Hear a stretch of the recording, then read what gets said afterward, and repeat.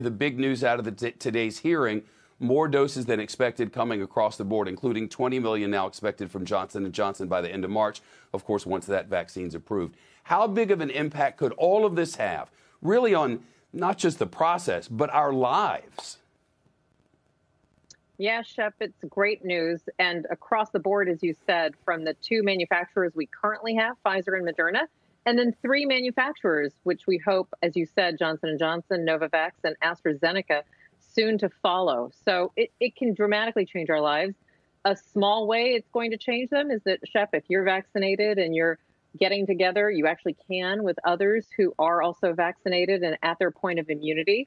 And you could get together in a small group and potentially not wear your masks and have, once we get that data that you can't give it to others, which I think they also alluded to should be coming, then that will also have a dramatic effect. Imagine kind of getting back to normal as early as the summer.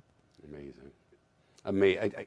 I'm just thinking my parents got both shots. To get both myself and to be able to hang out with them, that would be a dream come true, you know. But we've been listening to the pharmacist doctor, and they've complained that they are not allowed to pool the COVID vaccines, combining smaller portions left over from the end of one vial to make a full dose. They do this with other vaccines all the time, like the flu shot. It's a regular thing. Why not COVID shots?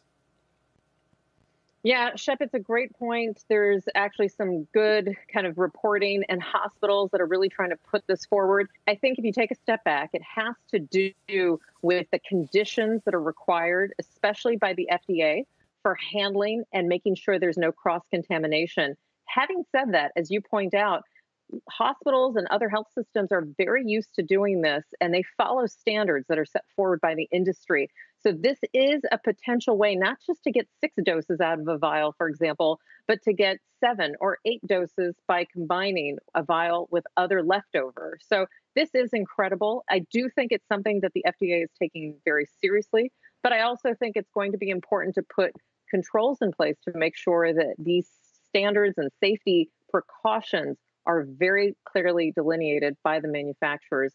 But it's good news. Moderna, by the way, Shep, is also today in their testimony so that they're looking and talking to the FDA about having 15 doses in a vial. That all needs to go through approvals. The FDA feels that sense of urgency, but we should be starting to see more doses. And as Meg said, doses really have to translate to shots in arms to make the difference, but they will make a difference. Progress on so many fronts. Dr. Kavita Patel, thank you so much.